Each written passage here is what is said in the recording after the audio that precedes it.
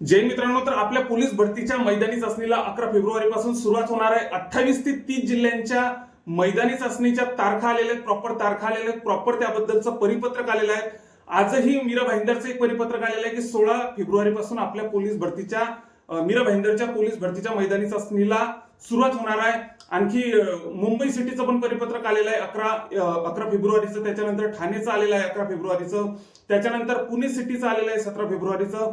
बऱ्यापैकी मोठ्या आयुक्तालयांच्या पण मैदानी चाचणीला यावेळेस लवकर सुरुवात होणार आहे। त्याच्यासोबतच आता उरले सुरले जे जिल्हे आहेत त्यांच्या पण बऱ्यापैकी जिल्ह्यांच्या मैदानी चाचणीच्या तारखा आलेल्या आहेत।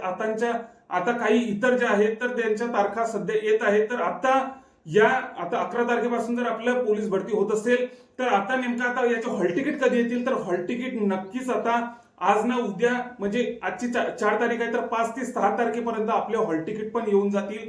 बऱ्यापैकी म्हणजे आता जेमतेम बऱ्यापैकी जिल्ह्यांच्याच मैदानी चाचणीच्या तारखा आलेल्या आहेत। आणखी आता काही येत राहतील तर हॉल तिकीट आपले नक्कीच उद्या नाही तर परवा आपले 6 तारखेपर्यंत आपले हॉल तिकीट येऊन जातील। आणखी जशा काही याबद्दलच्या प्रॉपर अपडेट येत राहतील तर ते आपण आपल्या चॅनलवर टाकतच असतो, त्यामुळे चॅनलला नक्कीच सबस्क्राईब करून ठेवा।